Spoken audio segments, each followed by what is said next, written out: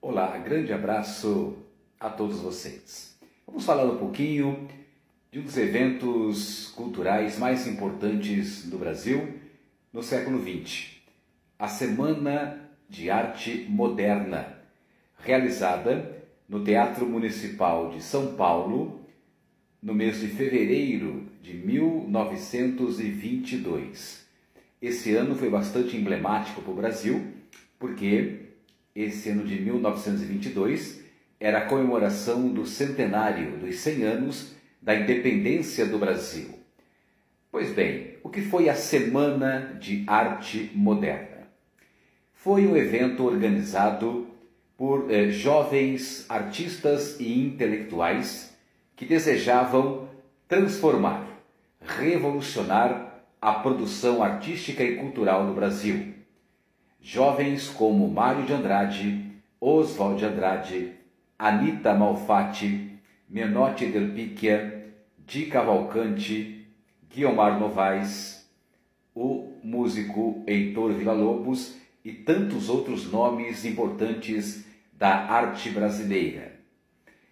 A Semana de Arte Moderna apresentou basicamente 3 objetivos. E é importante que você, que se prepara para os vestibulares, anote esses 3 objetivos. O primeiro objetivo era renovar a arte brasileira, valorizando os aspectos nacionais, os aspectos culturais do Brasil. Era uma ideia de nacionalismo cultural, ou seja, a arte, a produção artística deveria valorizar os muitos Brasis que havia dentro do Brasil, os vários Brasis sociais, as paisagens, a cultura, a história, os tipos humanos, a fauna, a flora. Enfim, esse foi o primeiro grande objetivo dos modernistas de 22, valorizar os aspectos culturais do Brasil, não é? Na produção artística, seja na literatura, na pintura, na escultura, na música, na própria arquitetura.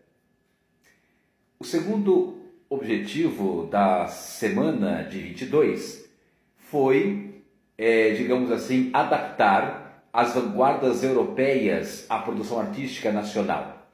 Lembre-se que os modernistas de 22 beberam na fonte, se inspiraram em movimentos que vinham da Europa, como o cubismo, o dadaísmo, o expressionismo e o futurismo, né? As chamadas vanguardas artísticas europeias.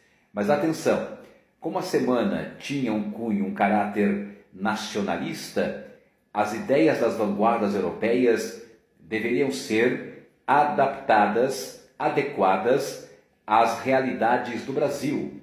Por exemplo, como se a pintura tivesse, claro, os temas nacionais, os temas brasileiros, mas usando características, por exemplo, do cubismo, do expressionismo ou do próprio futurismo, dadaísmo. Tá? Então, adaptar, sem dúvida, beber na fonte europeia, mas adaptando as ideias das vanguardas às realidades culturais do Brasil.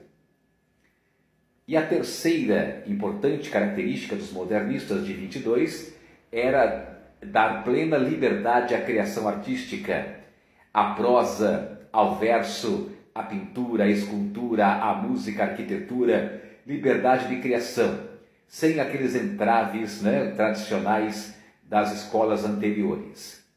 Por isso, podemos dizer que os modernistas de 22 queriam romper com a tradição e o conservadorismo da arte brasileira produzida até então. 1922 é um marco, é uma data importantíssima para a história do Brasil e um dos fatos desse ano, justamente a Semana de Arte Moderna. Anotou? Vamos recapitular? Vamos lá, confira aí no seu caderninho.